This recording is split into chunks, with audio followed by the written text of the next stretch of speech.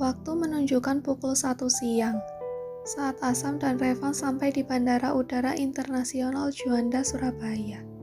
Dari kejauhan terlihat seorang pria melangkah cepat menghampiri keduanya. "Selamat datang, Pak," ucap pria itu seraya menunduk hormat kepada Revan dan Asam. "Apa tim lapangan sudah sampai ke lokasi?"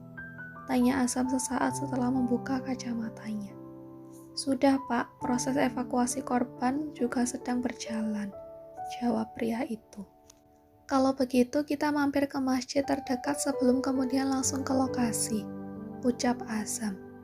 "Sam, apa kita tidak bisa istirahat sebentar? Sejujurnya aku masih mengantuk," keluh Revan yang nampak begitu lemas. "Kita datang bukan untuk tidur," ucap Asam lalu melanjutkan langkahnya keluar dari bandara itu seraya menyeret kopernya. Bertempat di sebuah masjid yang tak jauh dari bandara, Asam terlihat begitu khusyuk melaksanakan ibadah sholat duhur. Baginya sekarang, sepenting apapun urusannya, sebisa mungkin dia tidak akan meninggalkan sholat. Hingga rakaat terakhir selesai, semua orang telah meninggalkan posisinya. Tetapi Asam masih duduk, memanjatkan doa-doa agar selalu dilancarkan urusan dan pekerjaannya. Setelah ini, mungkin akan banyak orang yang menyalahkan dirinya. Untuk semua kejadian yang terjadi, untuk itu Asam terlebih dulu meminta kelancaran kepada sang pemilik segalanya. Sungguh, sebesar apapun usaha seseorang, tidak ada apa-apanya jika tidak ada ridho sang pencipta yang mengiringi setiap usahanya. Di tempat yang berbeda, Biba juga sama. Di atas sajadahnya dia meminta agar sang suami selalu dalam lindungannya. Setelah selesai sholat, Biba segera merapikan perlengkapan sholatnya. Kemudian keluar dari dalam kamar karena mendengar suara orang-orang berbicara. Di teras rumah, ternyata para tetangga yang datang. Cukup lama dia tidak pulang, hingga para tetangga merasa penasaran. Bagaimana kehidupan seorang Nur Habibah Sumayyah sekarang? "Nah, itu Biba," ucap salah seorang ibu-ibu beralis tebal dengan lipstik merah yang membuat bibirnya semakin terlihat sensasional. "Biba, suami kamu kok tidak ikut sih? Besok si Irfan kan mau acara kelulusan di pesantren. Apa jangan-jangan hubungan kalian kurang baik ya? Secara kalian kan cuma terpaksa nikah." "Ih, iya ya, Biba benar begitu. Jangan-jangan kamu sudah cerai ya?" Bukannya kesal, Biba malah tersenyum ketika mendengar pertanyaan kepo para tetangganya. Sudah lama dia tidak mendengar nyinyiran para ibu-ibu sekitar. Karena semenjak gagal menikah dengan Yuda, banyak para tetangga yang berasumsi sendiri. Namun begitu, dia sudah terbiasa menghadapi para ibu-ibu kepo ini. Alhamdulillah semuanya baik-baik saja. Empok-empok jangan sering-sering berasumsi sendiri. Jika hidup hanya dihabiskan untuk mengomentari orang lain, kapan belajar memperbaiki diri sendiri? Kalau empok memfitnah dan menggibah, itu sama saja empok semua mentransfer pahalanya kepada saya. Nanti kalau habis, bekal untuk ke akhirat apa? Masa iya ke akhirat bawa bekal nasi panas sama semur jengkol? Biba kembali tersenyum. Seketika ibu-ibu itu langsung terdiam saat mendengar pertanyaan dari Biba. Tanpa mengatakan apapun lagi, ketika ibu-ibu itu segera bubar jalan. Terlihat ibu yang baru saja pulang dari musola menjadi kebingungan saat para tetangganya pulang dengan wajah masam. "Itu si Arafah sama detektornya. Ngapain kesini?" tanya ibu saat sampai di teras rumah. "Biasa rindu sama Biba," ucap Biba lalu terkekeh sendiri. "Kebiasaan amat, kamu pulang pasti kepo.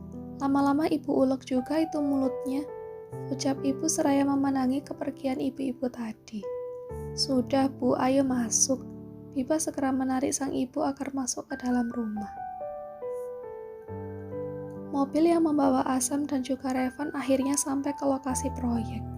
Garis polisi sudah membentang di sana. Terlihat masih banyak orang yang berdiri di depan lokasi untuk berdemo. "Hentikan mobilnya, saya mau turun di sini." Mendengar ucapan Asam membuat Revan terkejut. Situasi masih begitu tegang dan juga panas.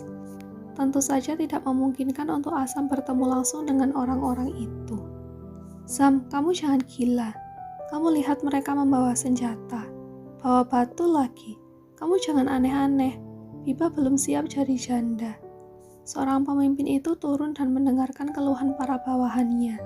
Bukannya duduk di kursi yang nyaman seperti menonton pertunjukan. Ucap Asam lalu tanpa pikir panjang segera keluar dari dalam mobil. Melihat kemunculan Asam dari dalam mobil itu, membuat para tim penjaga segera bergegas membuat formasi untuk melindungi atasan mereka. Para pendemo itu terlihat bertanya-tanya, siapa pria tampan berjas navy itu? Karena mereka belum pernah melihat siapa pemimpin sekaligus pemilik perusahaan tempat mereka bekerja. Sebaiknya Anda masuk ke dalam mobil lagi, Pak. Asam menatap satu persatu orang-orang yang berusaha untuk mencegahnya. Tolong minggir. Dengan paksa Asam menerobos para kerumunan orang-orang. Tanpa rasa ragu dia melangkah ke tengah-tengah para pendemo itu. Sejenak Asam terdiam, memandangi para pekerja yang nampak sangat kecewa dan juga marah. Saya Muhammad Azam, pemilik sekaligus CEO dari perusahaan konstruksi Ark Group. Saya mengetahui dan saya juga mengerti apa yang sedang kalian semua rasakan sekarang. Puluhan orang bahkan masih tertimbun reruntuhan. Saya berjanji akan mengembalikan semua hak kalian, tapi tolong jangan anarkis, agar proses evakuasi berjalan dengan lancar. Halah, semua pemimpin perusahaan itu sama saja, hanya bisa janji dan janji. Jangan pikir kami akan percaya. Bagaimanapun dengan teman-teman kami yang telah kehilangan nyawanya. Mereka punya anak istri yang juga harus dinafkahi. Kami tidak butuh janji, kami butuh keadilan. Situasi kembali ricuh. Terlihat Asam tetap berusaha untuk tenang. Kali ini ketegasan dan kebijaksanaannya benar-benar diuji. Sekuat apa dia bisa bertahan dan menyelesaikan semuanya. Tenang semuanya, tegas Asam lagi. Situasi kembali hening. Musibah ini bukan hanya duka kalian, tapi duka saya juga. Semuanya yang telah terjadi tidak bisa kembali seperti semula. Saya tahu. Saya tidak meminta kalian untuk percaya, tapi lihatlah cara saya bertanggung jawab untuk menyelesaikan semuanya. Saya mempertaruhkan reputasi dan hidup saya di sini. Saya tidak akan pernah lari. Saya akan pastikan orang yang membuat kekacauan ini membusuk di penjara. Hak kalian dan para korban akan diberikan secara penuh. Tak ada respon apapun lagi dari para pendemo itu. Situasi mendadak hening. Mereka tiba-tiba tertunduk. Hingga beberapa detik setelahnya seorang pendemo bersimpuh di hadapan Asam. Tolong bantu kami, tolong. Ucap pria itu seraya menangis terseduh-seduh. Asam tak bisa menahan perasaan sesak di dadanya. Kemana saja dia selama ini hingga orang kecil yang menggantungkan hidup sebagai buruh bangunan demi proyek-proyeknya ternyata mengalami penderitaan seperti ini. Dia mengangkat kedua bahu pria itu agar kembali berdiri dari posisinya. Ditatapnya buruh bangunan yang terlihat sangat putus asa. Percayakan semuanya kepada saya dan tim. Semua akan selesai secepatnya. Tanpa bicara apapun, buruh pabrik itu segera memeluk Asam seolah menunjukkan rasa terima kasihnya karena telah datang memberi kejelasan untuk nasib mereka. Setelah beberapa saat, pria itu melepaskan pelukan dan mengangkat kepalan tangannya hingga ke udara. Allahu Akbar! Seruan itu diikuti para peserta demo lainnya. Sementara Asam nampak berkaca-kaca. Akhirnya aku bisa lebih dekat dengan orang yang bergantung kepadaku. Aku berjanji tidak akan mengkhianati kepercayaan mereka. Tolong hamba ya Allah, lancarkan segala urusan hamba. Batin Asam. Dari kejauhan Revan hampir tak berkedip. Melihat sepupunya itu membuat para pendemo berpihak kepadanya. Dasar bocah berandal. Revan tertunduk seraya menyeka air matanya. Dia itu titisan Superman atau apa? Kenapa tidak ada takut-takutnya? Setelah situasi mereda, Asam dan Revan memasuki area proyek untuk melihat proses evakuasi yang masih berlangsung. Bukan hanya sekedar melihat, melainkan Revan dan Asam turun langsung bersama para tim kepolisian. Zam, ini hampir maghrib. Sebaiknya kita cari hotel dulu untuk menginap. Ucap Revan yang tampak kelelahan. Pakaiannya pun kotor karena ikut mengangkut bebatuan. Asam melepaskan sarung tangannya seraya menoleh menatap Revan. Siapa bilang kita akan menginap di hotel? Tangannya menunjuk lurus ke arah tenda yang dibangun oleh tim evakuasi. Kita akan tidur di tenda sampai semua korban ditemukan. Ayo ikut aku. Katanya di sana ada toilet yang bisa dipakai mandi. Ucap Asam lalu melangkah pergi mendahului Revan. Mata Revan membulat seraya memandangi kepergian Asam. Astagfirullah, maksudnya aku disuruh tidur satu lokasi dengan mayat-mayat di balik reruntuhan itu. Hahaha, isi pikirannya benar-benar di luar nalar. Evakuasi terus berjalan bahkan sampai malam hari. Bukan sekedar memerintah, Asam pun ikut turun. Selepas sholat maghrib, dia dan Revan ikut ke rumah salah satu korban yang meninggal dunia. Bahkan Asam memimpin sholat jenazah. Sungguh dia sangat berusaha keras untuk membuktikan tanggung jawabnya. Hari-hari berikutnya, Asam terus berusaha melakukan yang terbaik agar tidak mengecewakan pihak manapun. Malam ini, di dalam tenda yang hanya diterangi cahaya lampu, tanpa ada AC ataupun kemewahan yang biasa dinikmatinya, Asam berbaring beralas kasur tipis yang disediakan timnya. Dari layar ponselnya, dia terus memandangi foto pernikahannya dan Bibah. Hingga beberapa detik selanjutnya, dia mencoba untuk melakukan panggilan video call.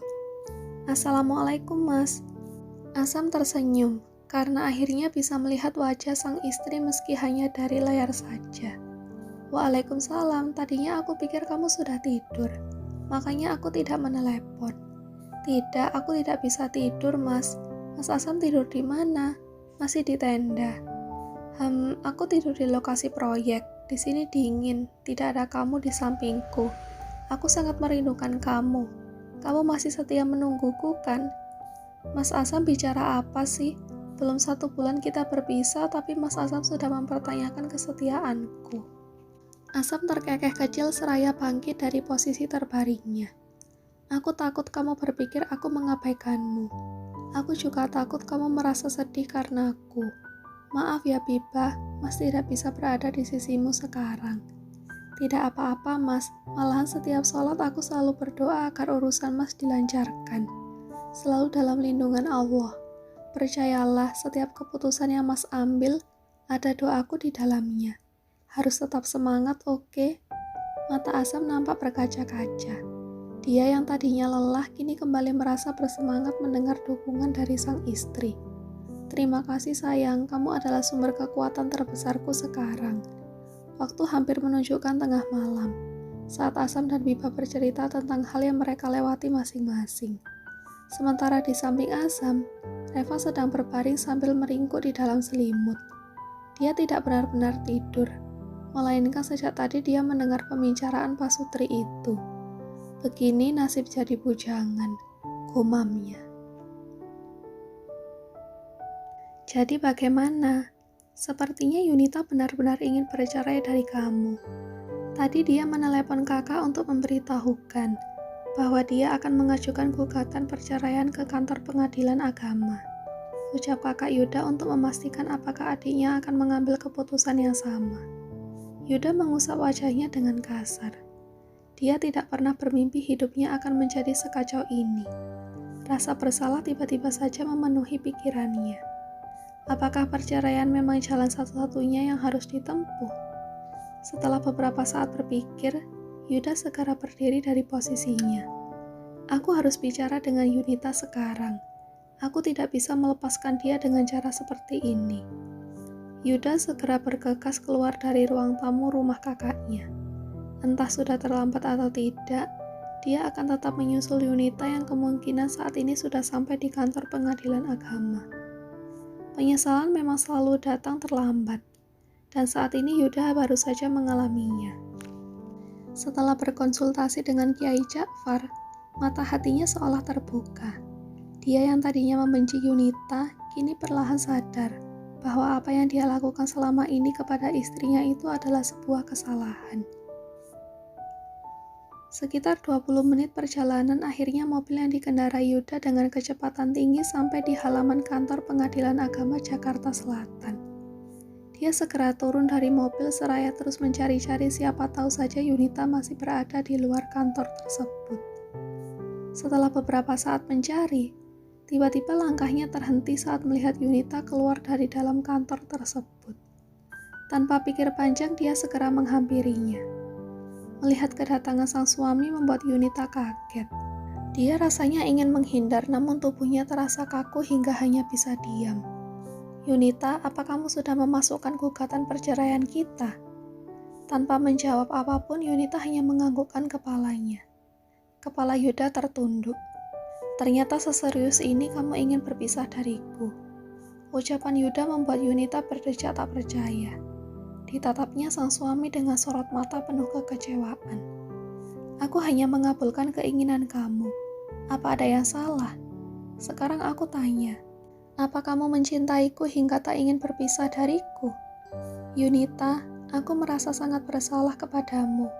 Apa kamu tidak bisa memberikan aku kesempatan untuk memperbaiki semuanya dan mencoba untuk menerima kamu sebagai istriku?"